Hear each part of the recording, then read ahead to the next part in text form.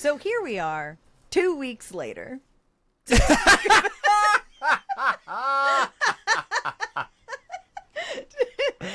All right. Pack it in. To talk about I the do next have a 5 lead-in chapters. to this, though. Please. Oh, give it. It's not really a lead-in. Okay. It's just that the next 5 chapters of this book has a very specific theme, or like something I was picking up on, and it feels very like, welcome back to Love Island, because it is the Welcome back to messiest. Love Island. It is the messiest, dirtiest, like weird, polyamorous. But everyone is trying to fuck each other, but no one's trying to fuck each other thing. Thank you. Everyone's loving each other. Absolutely.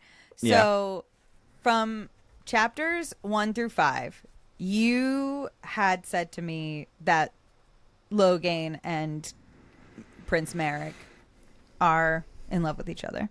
Yes. We have since found out that Prince Marek is not King Kalen.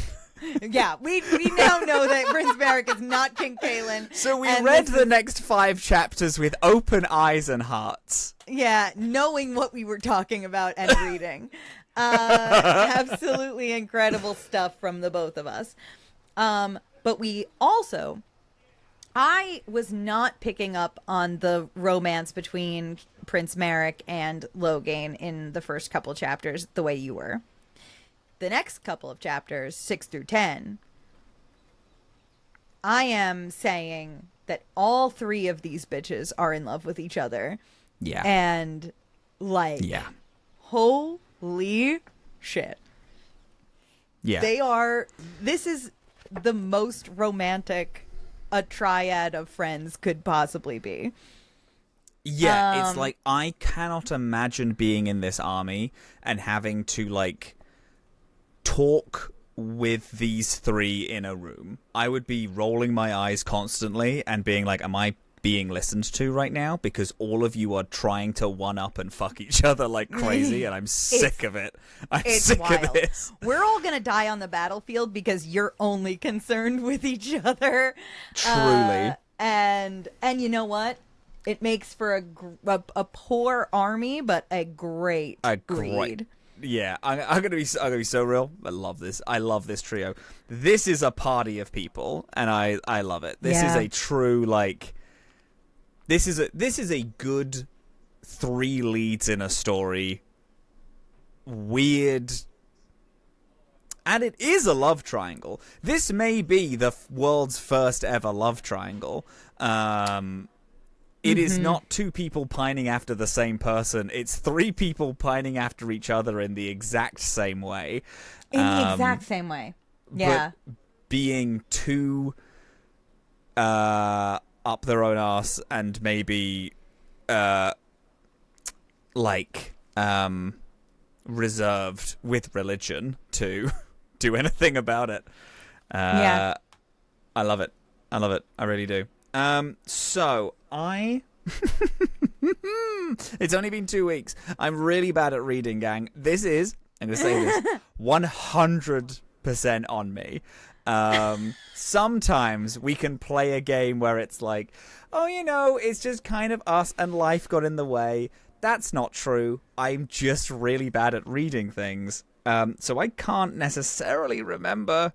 Well, and also you traveled a bunch. We had a lot of stuff happen. There's also other aspects to this. Yeah, whatever.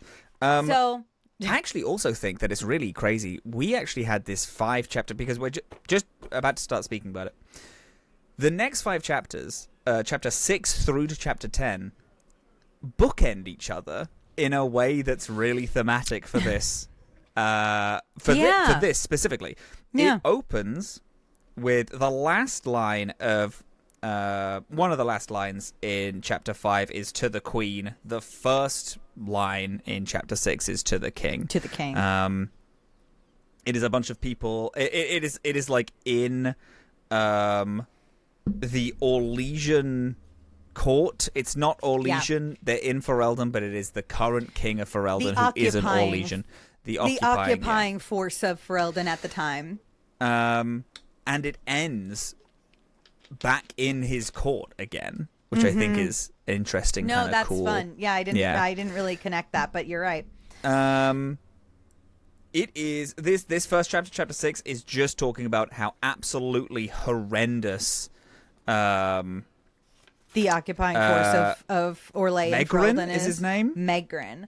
How awful he is. King Megren, who I learned because for those who forget, because those 2 weeks were very long.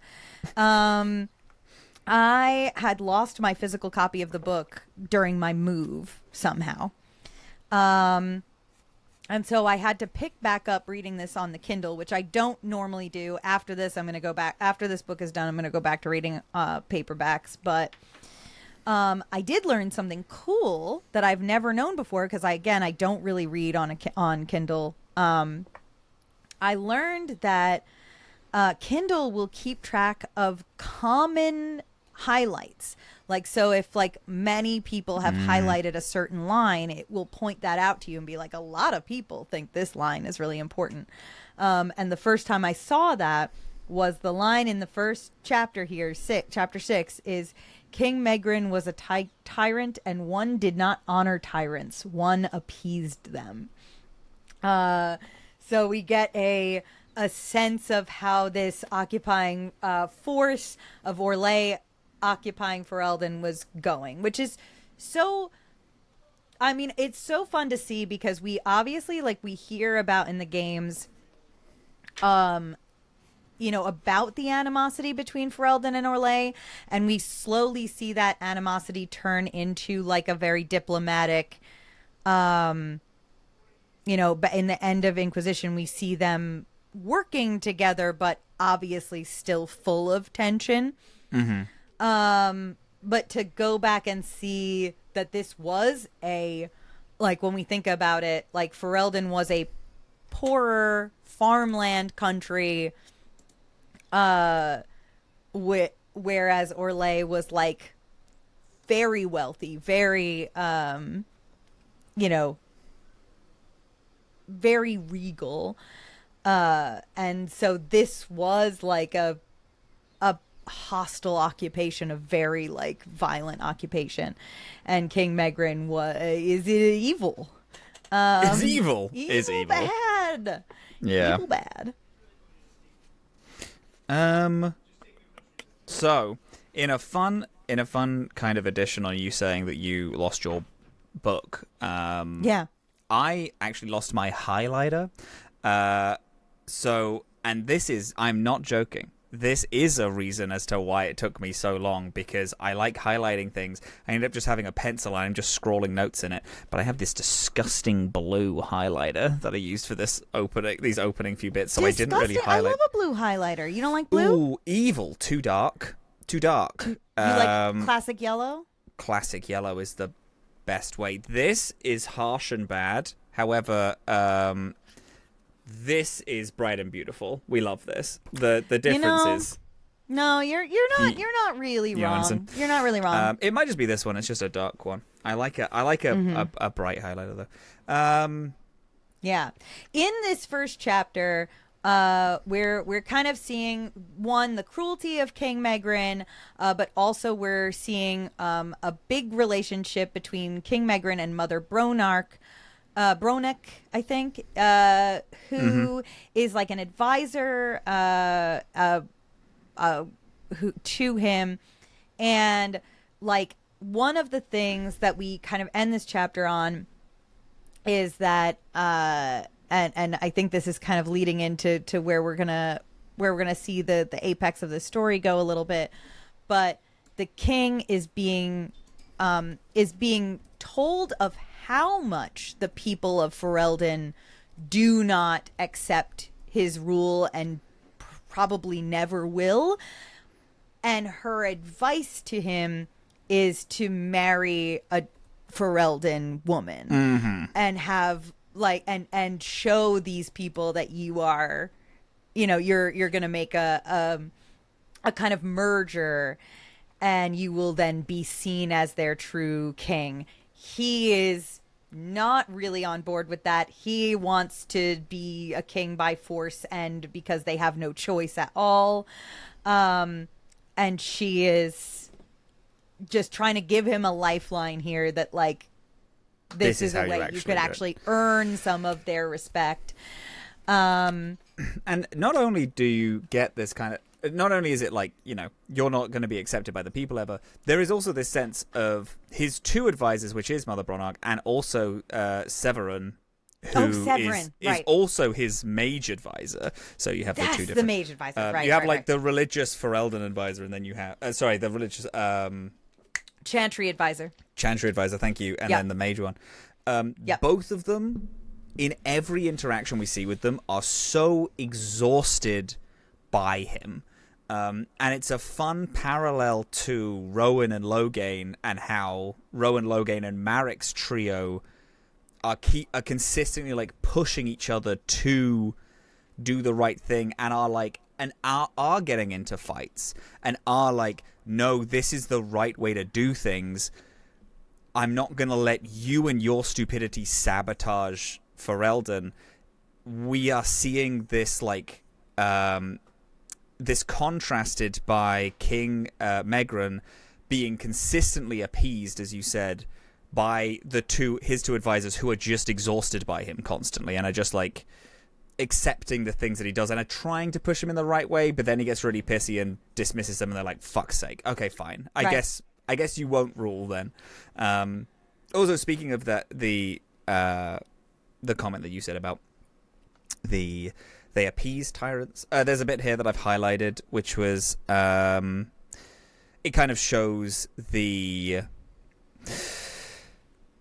it shows how, like, it's I'll read it, and it's a very metaphorical thing. Megran had to study Megran had the sturdy and practical Ferelden furniture replaced by more ornate Orlesian furnishings, all mahogany and bright satins that were works of art on their own.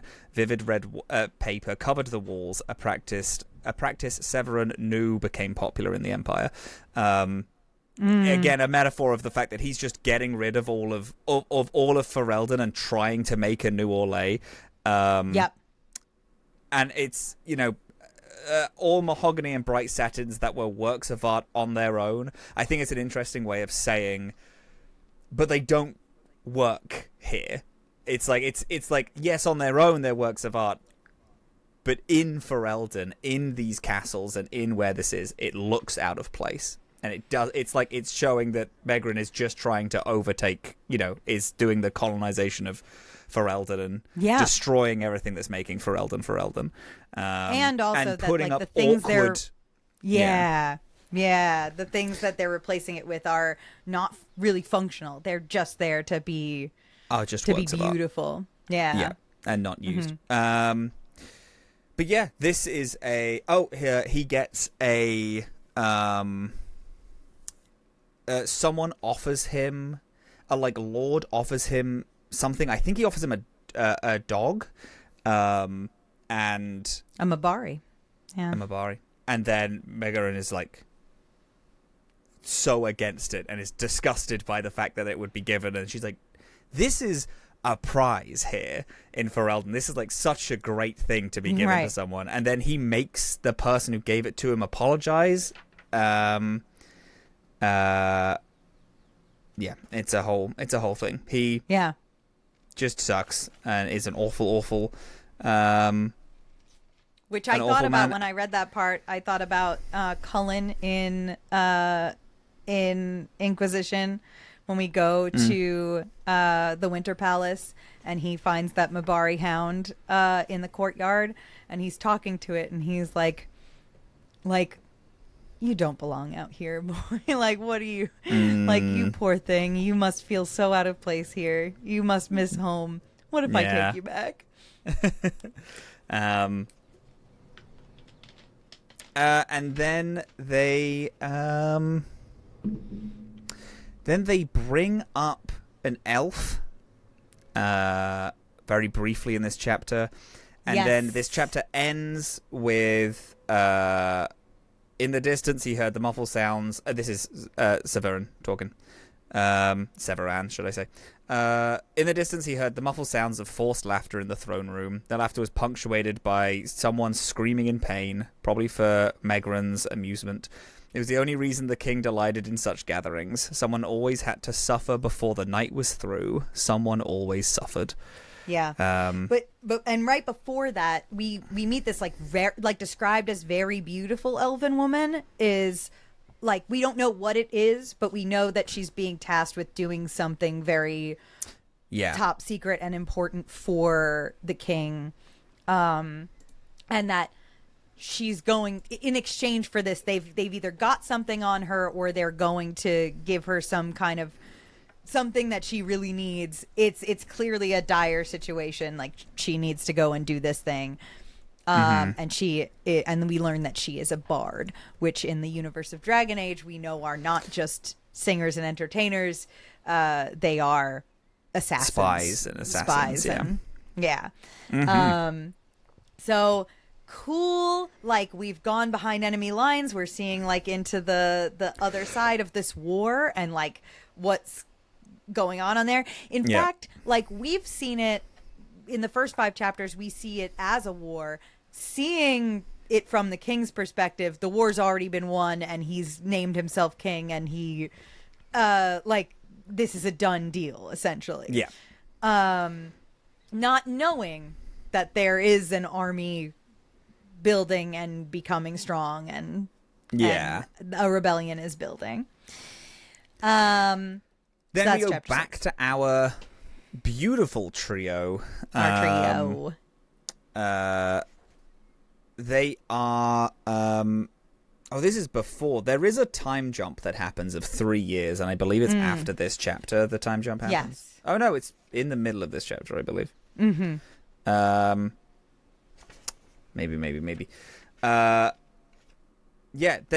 It's them all preparing, I believe, to go to do a fight in a town.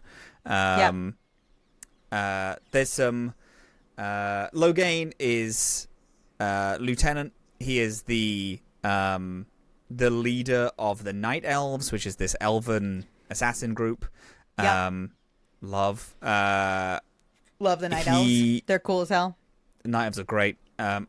Elves naturally see better in darkness. The line specifically, naturally elves naturally saw better in darkness than men.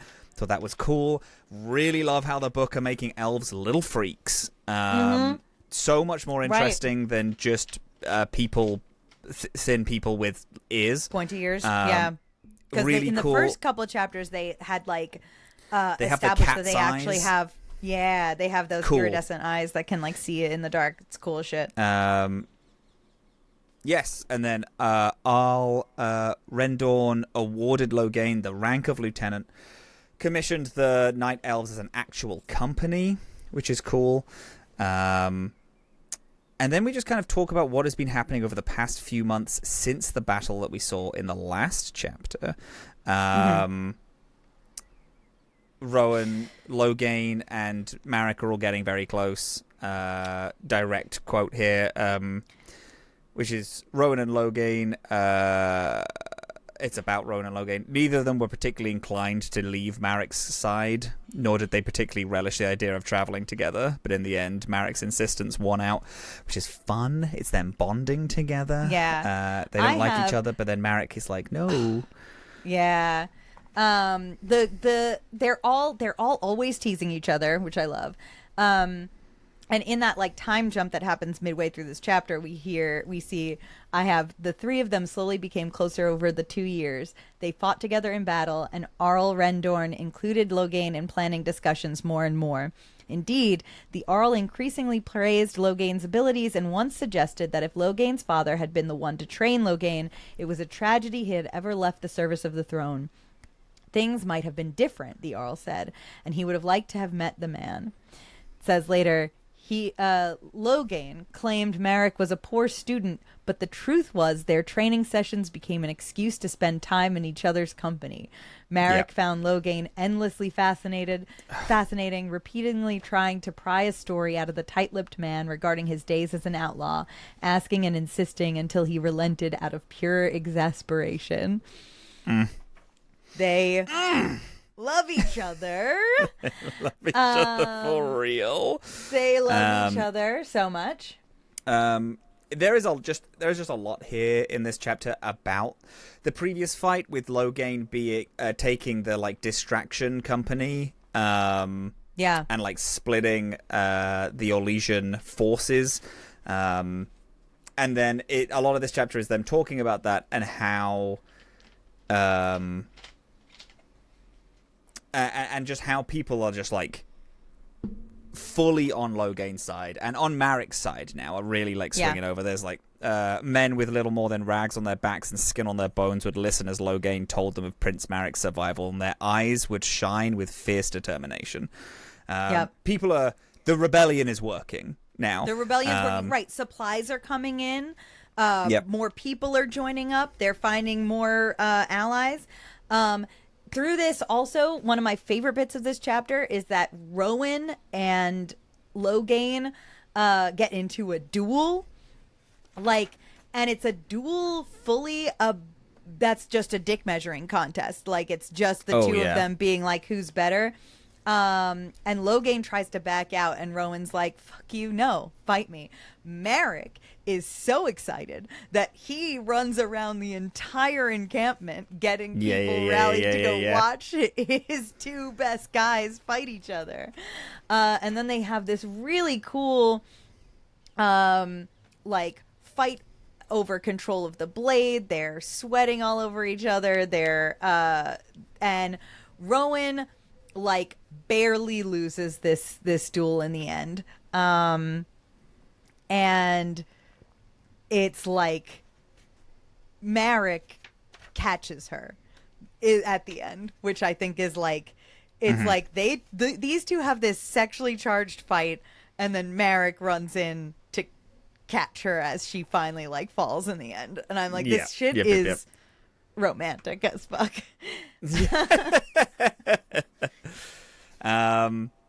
They have this big fight that goes on for hours. People are like, the stamina on the pair of them is ridiculous, I think is directly talked about. Logain ends up winning, of course, because it's the best. And then we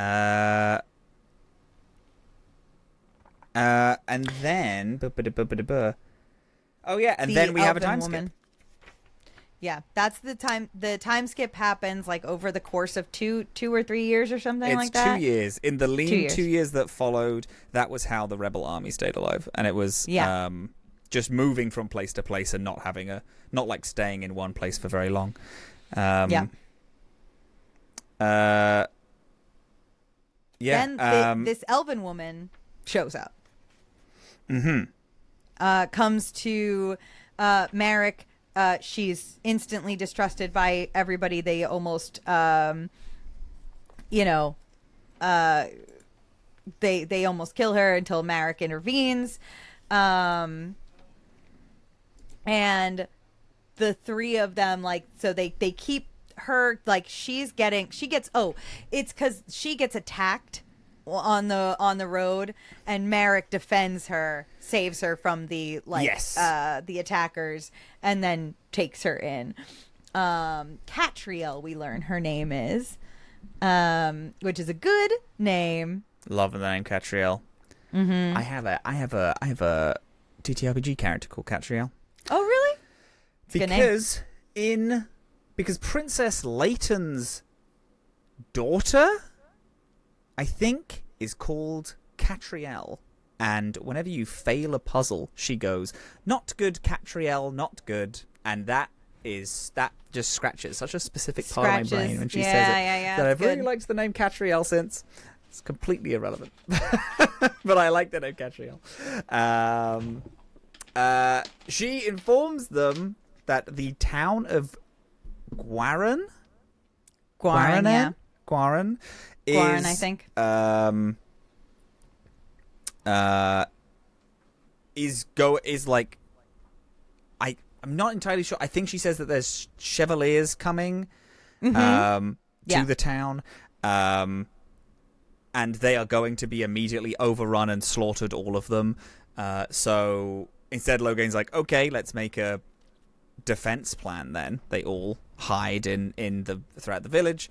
The Chevaliers, as they're riding through, they're going to wait for the Chevaliers to be fully in town, in the town, so then all of the rebel forces can surround them and swarm them like bees, slaughtering them inward, using Rowan as bait. Basically, Rowan is dressing up like the villagers. This whole sequence is so fucking cool. Yeah, it's good. Rowan dresses up as just a handmaid, and then with several other real actual peasants and handmaids run out to the first Chevalier contact, which is a few Chevaliers and a mage. Their goal is to try and catch Severan, the mage advisor. That's their goal. They have like a description of him, and they're like, oh, well, a mage is riding with Chevaliers. This might be him. Awesome. However, this mage gets overly rough with Rowan, uses magic on her, and then starts threatening her. And Marek gets overcome with like, oh, this guy needs to fucking die right now. Right. Jumps the plan too early.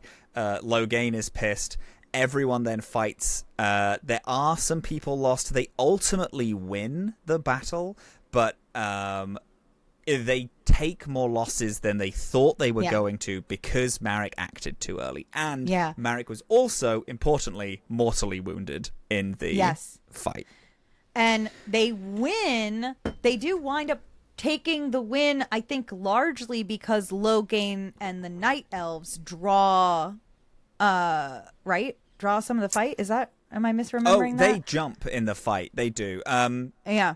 It is in most part, like, I think they were pretty much always going to win the fight because Logain just tactically planned it really well. Yeah. They planned the ambush, but the thing that they weren't accounting, like, they would have done better and it would have come out with no losses if Marek was able to hold his emotions down, but wasn't able to do it. So he is run through, like, fully stabbed. And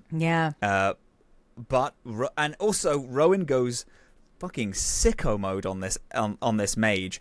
This mage dies, and she continues to stab him after he dies over and over again, and then ends up saving. And also there's moments where it's like these Chevaliers are so hard to kill because they are so decked out in armor that there is no weak point in it. And it's just a way of, like, this is the threat of Orlesian forces, is that they have these like horse-mounted, completely plated people that the rebel forces just can't afford. They don't have that type of money or backing.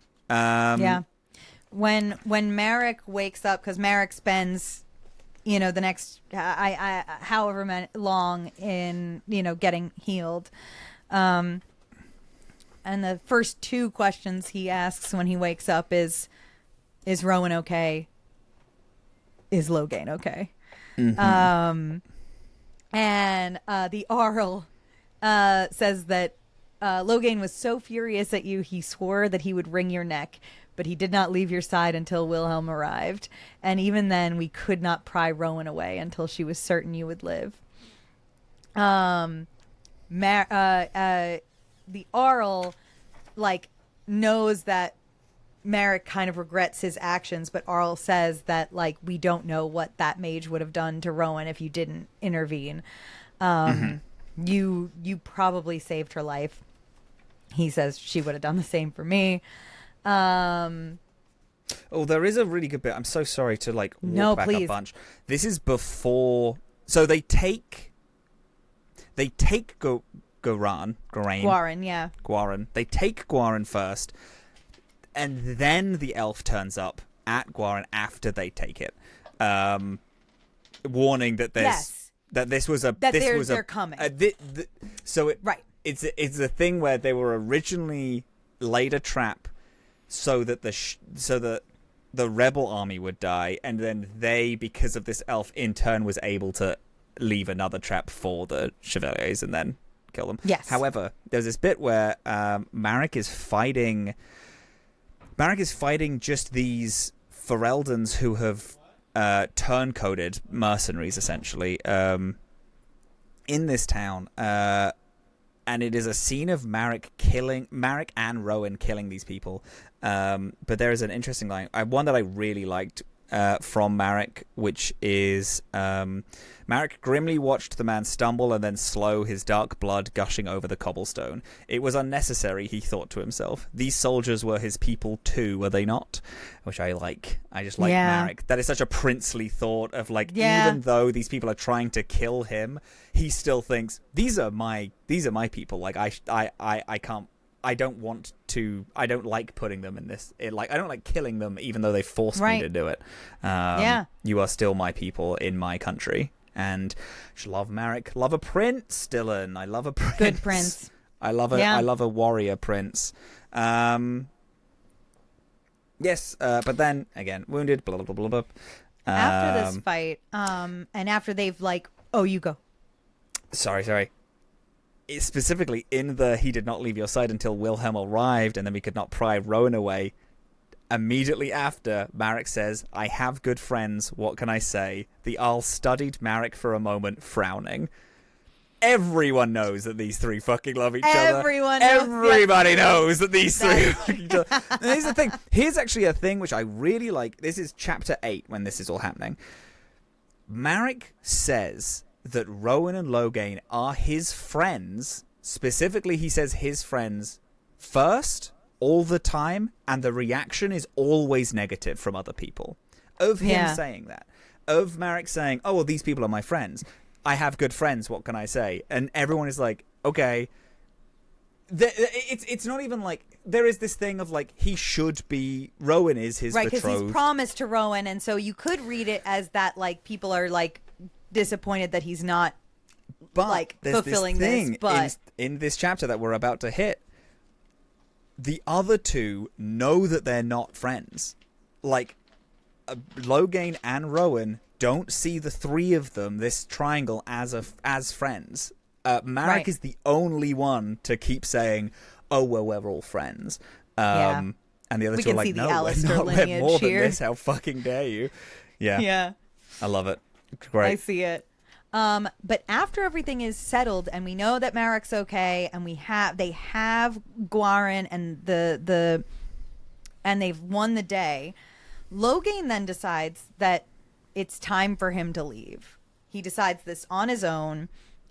He decides that his promise to his father is completely fulfilled. No, this isn't yet. He doesn't do this yet. First, what happens after Marek is in, getting healed, Catriel comes in.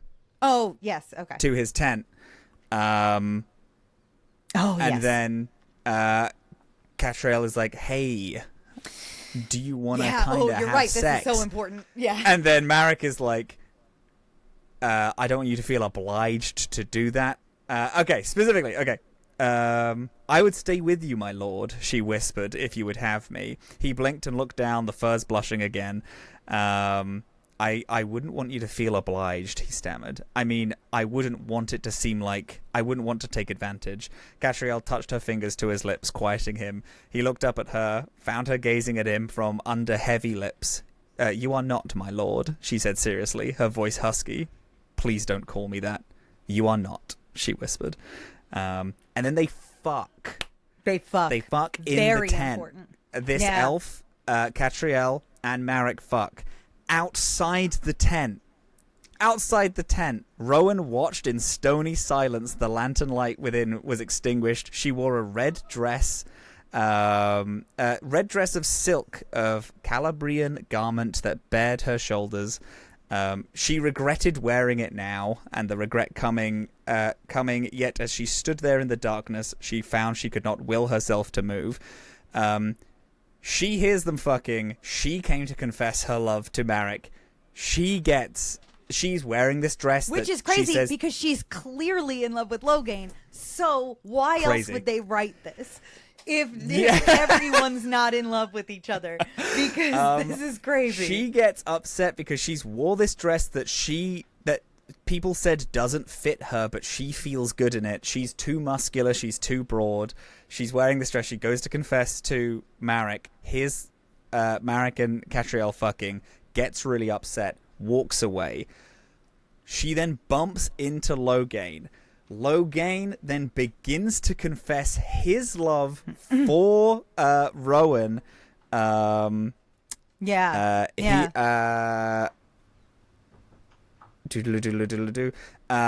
It is you, he says, his tone guarded. I couldn't sleep, so you decided to put on a fine dress and go for a walk. And then there's a little thing, and then he says, "You look beautiful." She says, "Don't do this." She protested weakly. "I am not a fool," he said quietly. "I see how you look at him." "You do?" Her tone was bitter. "I know your promise to him. I know you're to become his queen." He stepped forward to her, taking her cold hands in his. She looked away from him, grimacing, and it only made him look at her sadly. "I have known these things since I first met you. For 3 years I tried to accept that this is how it must be, and yet I still can't stop thinking about you." "Stop," she hissed. She leaves him. He is so devastated at the fact that he put himself out there and was rejected that he then decides to leave. He then is like, my time is up. I'm going to leave, actually. That's right. He was here both for Marek and for Rowan, and if he can't have either of them, he's just going to walk. He's leaving. He's moving on. And my favorite character now in Dragon Age is Logain MacTair. I fucking love this guy. This book is so good when it comes to giving the lead villain of Dragon Age Origins just the best fucking backstory. Everything makes sense for him. I just love him so deeply. Yeah. Anyway. But he tries to sneak off in the night. Yes. And both Marek and Rowan catch him doing so. Stop him. Marek fully hobbling in. His wound reopens. He's running so fast to get to Logain. Again, and then Rowan finds him. Logain is like fighting against Marek to saying, "Oh, I'm going to go. You don't need me anymore." And then Rowan comes in, and then actually, Rowan isn't here at this minute. He's arguing with Marek. No, she comes later. And then Marek says, "Please, I'm begging you. You and Rowan are the only friends I have." Again. Friends, he's mentioning. Again. And that's where Rowan walks in. Rowan stops short, her hand flinching away from Marek as if it were red hot as soon as he says that.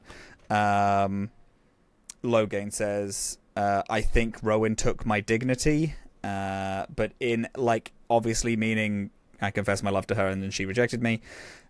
They fight each other. Rowan is incredibly cold, but is in a way that she was just rejected and she put herself out there. Logain is really cold. He was just put rejected. himself out there and got rejected. Yeah. Marek has just got laid and is on top of the world and doesn't see anything wrong with the situation that's going on, is the world's stupidest boy.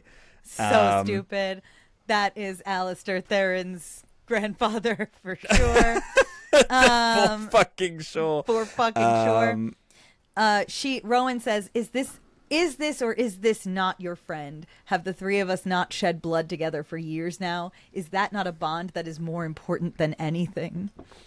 And Marek also, please, I know you never promised you would stay. I know I was dumped in your lap and all of this never should have happened, but it did. You're here and I've come to rely on you. We all have, even the Arl. Please don't walk away from this. Marek gets down on his knees and quite literally begs for it. Unbelievable. Logain is like, please have some dignity. He's like, no. Then Logain's like, fine, I will stay. Marek ends up leaving, walking out the door. This bit is so fucking good. I hope then, you're about to point out the bit that I want you to. Ooh. There is, after Merrick walks off and he agrees to stay, Rowan asks, "Were you leaving because of me?" He stopped. "I was leaving because I was the lesser man, according to you." She flinched. "I shouldn't be the only reason you stay." "You're not." He turned towards her, his gaze hard. "He is." Oh! This is what I'm fucking saying. Oh this is what my I'm God! saying. It's crazy. This It is. We need to get fucking David Gator on this show to be like, so what did you mean by this? David, what did you mean? David? David? David, what did you mean? David, what did you mean? They are so gay. But it gets even better, even more, because then they go back to the Arl, and Merrick is like, "Arl, the time is now. That thing we talked about, we're doing it right now." And Logain's like, "I already said I'm staying. You don't need to do anything else." And the Arl then tells him that your current rank is no indication of your importance to our cause. Yeah. Thus, despite your lack of knighthood, we feel it's fitting to give you the rank of commander. Yes. So now we have Commander Logain. And it's not only like, because the knighthood, because when he's threatening to leave, Marek offers him knighthood, and he is like, I don't really care about knighthood. That's not something that I'm that interested in. But then, as soon as he's given the rank of commander, he immediately accepts. Yep. Logain stared, his mouth agape. "It's not a bribe," Marek mentioned. "I just wanted you to know that I'll do it." The words tumbled out of Logain's mouth almost before he'd realized he was saying them. Like, this is knighthood was his father's dream. Commander is Logain's dream, and this is a thing that he has just hit. So then Logain accepts, and then Logain gets down on one knee. Marek is like, "What are you doing?" And Logain is like, "I'm not a knight, but I have to swear an oath of some kind," and swears his like undying allegiance to Marek. Yeah. Dudes? "If you really want me to stay," Logain began, looking up at Marek, "then I will. And if you're going to trust me with your army, if you're going to trust me that much, then I'm honored. I may not be highborn. You have no idea how much my word is worth to you, but you have it. You are my friend and my prince, and I swear to serve you well." Yeah. He gives himself over to Marek. Marek grinning like a fool. "Commander Logain," he says aloud, as if testing the title. Yeah. Hot. Perfect. Incredible. Perfect. And I have, Incredible. in my little notes, Commander Logain, little smiley face, bunch of hearts. Smiley face. Fucking love Logain. Big Logain stan over here. Big Logain guy over here. And then the last chapter that we have this week is pretty interesting. It's cool. Yeah. It is a Landsmeet. I think they reference this as a Landsmeet several times. It is a bunch of nobles, and it is the first time that Marek is doing a stand by my cause. We're taking it back. We're taking Ferelden. Yeah, it's cool. Really like it. This is kind of a big. It feels like a big turning point chapter. It's like, we're not going to be on the back foot anymore. We are gonna. We took this place back. We've held it. We can't hold it for long, which is an important thing that is consistently brought up. Is all of the nobles. Because Marek is saying we have to move and we have to take a bigger capital. Like, we have to take somewhere which we can defend. The nobles don't like the idea of them leaving this town undefended. Also, the Arlen has been teaching Marek how to speak at these, and then immediately he goes against everything that he was taught. Every bit of advice, right? Yeah, it's, "Our blades are yours, my lord. If it was only truth and not formality." The soldier put away the scroll, bowed low to Marek before withdrawing. Marek continued to stand there, gauging the crowd. Some of the nobles began whispering to each other, but most watched closely. "He's going to disregard everything the Arl told him, isn't he?" Logain thought to himself. Yeah. And then Rendhorn had spent many hours coaching Marek on exactly what he should say, the formalities observed in a true court, but Loghain saw in Marek's eyes that he had different plans. You cheeky bastard, Loghain thought. Perfect. And then Marek does a whole speech and says, this is gonna fucking suck. Yeah, he doesn't do any much. politics. He's like, this is gonna fucking suck. They are so strong, but we know how to beat them. To get more Chevaliers, they're either gonna have to be able to get across the seas, or the king is gonna have to go back to the emperor, like hat in hand. I think it's cup in hand, he says, and beg for more supplies. We're going to make sure that neither of these are possible. And then Barn Tremaine Barn Tremaine ends up arguing against it and says that this is ridiculous and that they should they also I don't know if it's specifically him, but it is a barn in a little bit. Marek talks about they're contacting Antivan galleys to get a ship's army, like a fleet, which is really cool. I love a fleet. This one barn starts stepping up and starts saying, this is ridiculous. This is never going to work. But not before. Not before Marek gives Catriel the go-ahead. The plan is that Catriel is going to sneak behind enemy lines and is going to get to a position so that when the army turns up, Catriel is going to open the gates so that the army can flood through. And is doing all this because Marek is like, they don't treat elves as anything, and we're different. Marek's going to be different.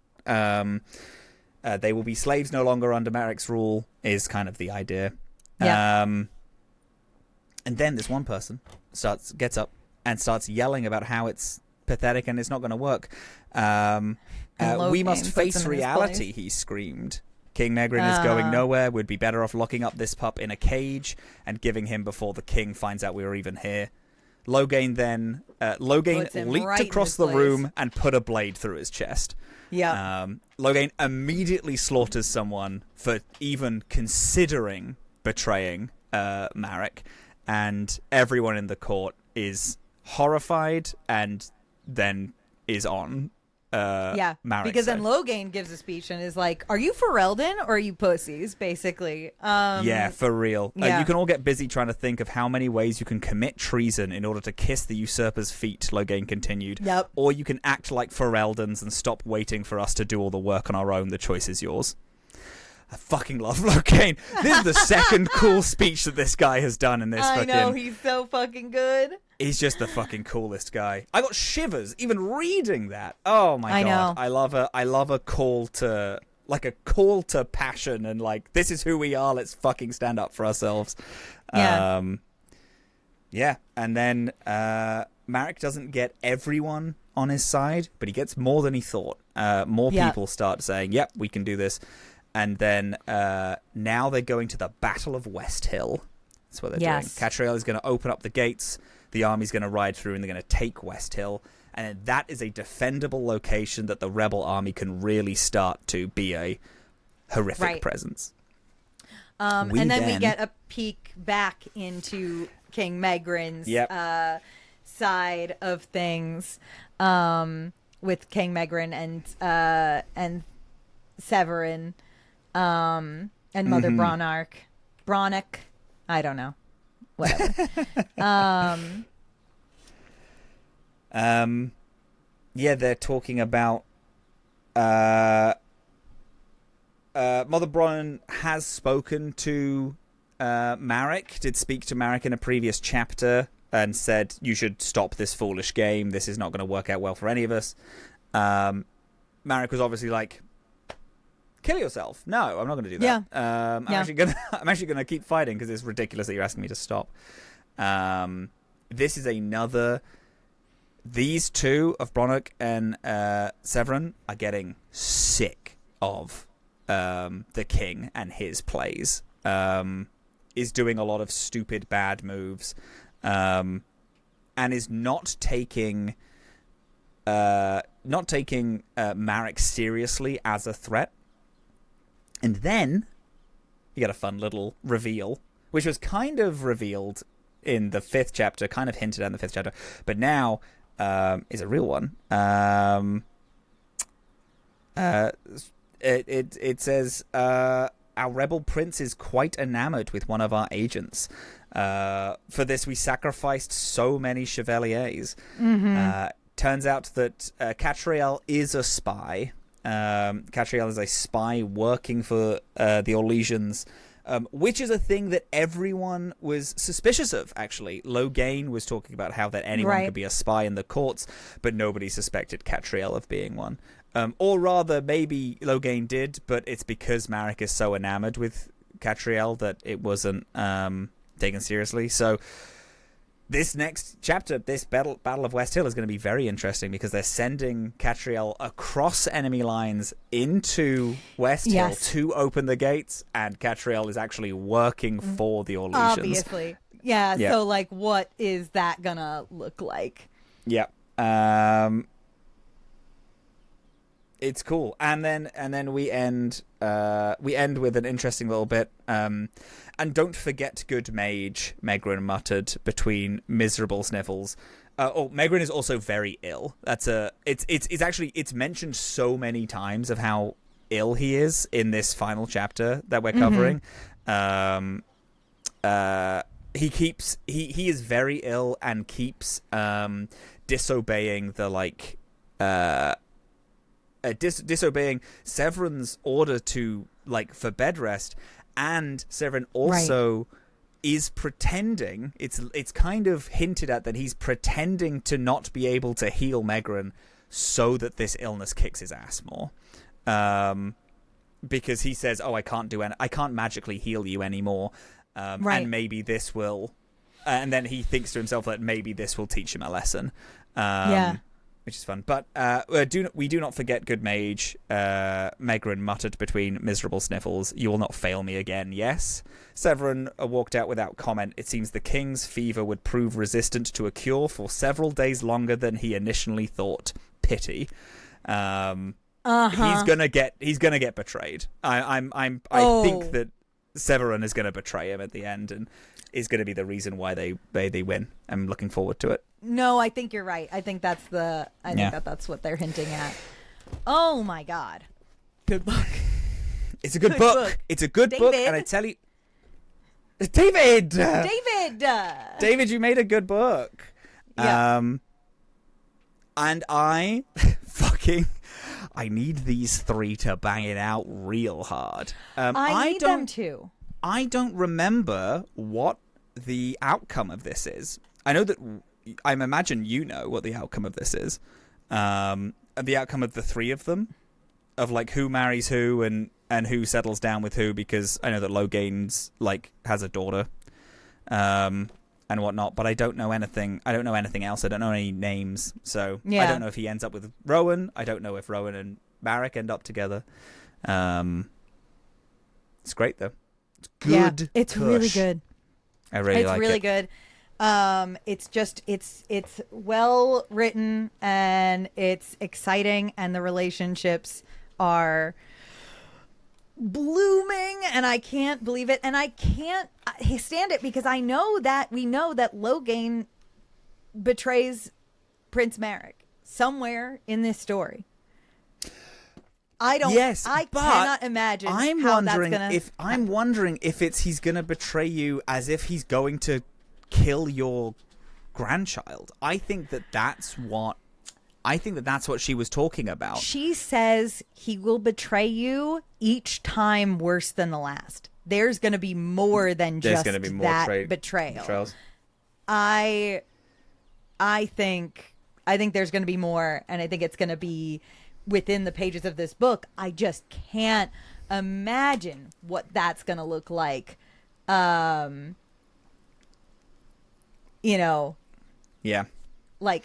In the story. No, it's exciting. It's cool. I'm really looking forward to it, and I know that I've said it so many times this episode. I love Loghain so much. I think it's so cool to have him, have him in this, like, he is just this hero. He is this reluctant hero. And now when people are talking about, you play Origins again and you have people talk about how Loghain MacTyr is this Commander Loghain is this, like, great hero and this good man. I'm like, yeah, he is, though.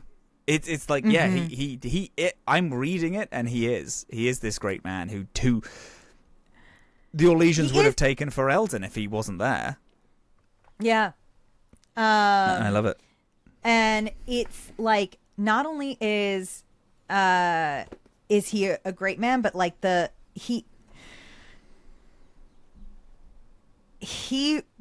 makes the fall of him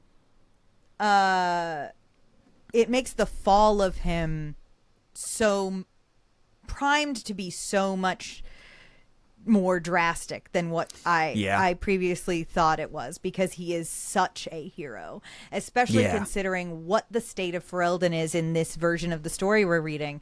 Ferelden is an occupied state. Like, he is saving Ferelden from colonization and worse.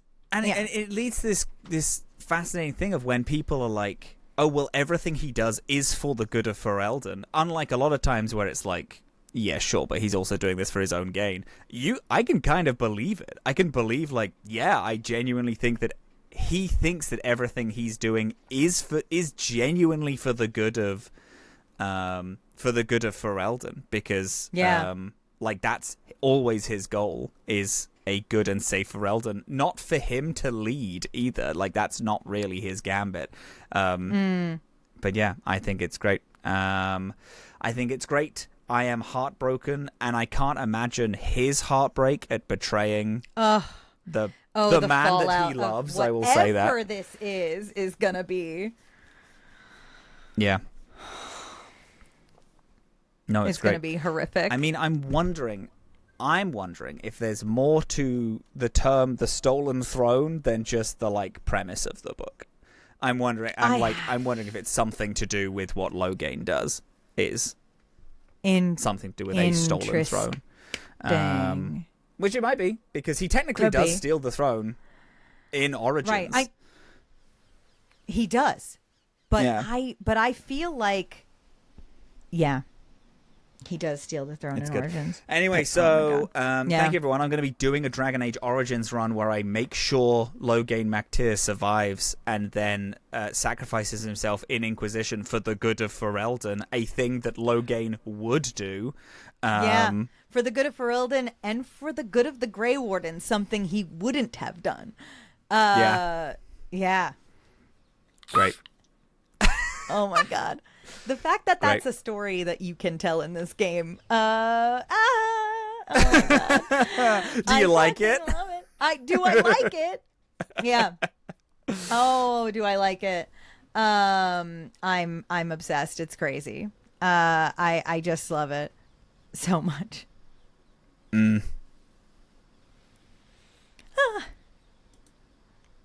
Thanks for reading this with me. I'm so excited to see what happens next. I love. It's really great. I love stepping in this world again. Yeah, me too. I know we've joked about it. I am sorry that it's taken us so long, but no. And in this whole time we've been playing Mass Effect, so I haven't stepped foot in Ferelden in ages. And it feels good to be back. It feels good to be walking around in Ferelden again. It feels good to, like, see the scenes and the places, but what happens before Origins takes place. It's great. Really, really love it. Love this. I love this world. Talked a lot again. Did we open today with this episode with me talking about the Magic the Gathering Final Fantasy release? Or was that the Mass Effect episode that we just recorded beforehand? Doesn't matter. Regardless. I genuinely don't remember. Oh, crazy. But is the thing, I spent a lot of yesterday in the pre-release talking about how Final Fantasy is my favorite franchise. But then I mentioned Dragon Age as my favorite shared universe a lot. And because I'm playing Magic the Gathering and people are like, oh, did you like the Fallout ones? Was a question I was asked. I was like, I love Fallout. Fallout is one of my favorite shared universes, beaten only by the Dragon Age franchise. That's fascinating to me. As That's like my wonderful. favorite shared world. I love it so much. There's just so much to it that I think it's fucking the best. It's so I good. wish they kept making games in the world. That would be cool. But that would be nice. That would have been nice if they kept doing that. I wish that David Gator had the reins of the IP so he could just write a book series and then be like, and now we're done. How cool would that be? He could just close out the world in a book franchise. Book. In a couple of books. I'd read that. I'd read that book. Yeah, you would, yeah. I would read that book. Yeah, he could write the end of the Solus arc. We could get him. Do you want to? Hey, listen, he's always on Twitter. Do we want to message him and we're like, hey, you should write a Wattpad fanfic about Dragon Age, but it's you and the real Dragon Age. He has canonically written fan fiction for Dragon Age under a pseudonym and will not tell us what it's under. But we do know that he has written Dragon Age fan fiction and put it on David AO3. Gator, get on the show, baby. Yeah, David Gator. Let's find it out. Onto the show. You know what? I'm going to send an email at the top of the week. If I don't get an email back, I'm gonna do a blue ski about it, a skeet, if you will, a skeet, and I'm gonna call upon the Dorkspawn listeners to respond to it and be like, "Oh my God, you totally should, David. You so should. You so should go talk to Dorkspawn. He'll be our one and only guest ever." Yeah, the one and only guest being the lead writer of the franchise that we base the show on. Yeah, that would be fun because I think we would be a good hang. We'd be like, hey, we have no love for the extra things. Do you want to just talk about your world? And yeah, it'd be fun. Yeah, I want it. Anyway, next time in 2 weeks. In 2 weeks, we're going to be doing chapters 11 through 15, and then we're also going to be reading chapter 15. And then afterwards, we are going to be finishing the book. Exciting! Very exciting. Okay. I'm so thrilled. I've been charging my Kindle so that I can start reading pretty much immediately. It's raining out. The conditions are perfect. Perfect. Beautiful. Okay. Thank you, everybody. Love you. Bye. Bye.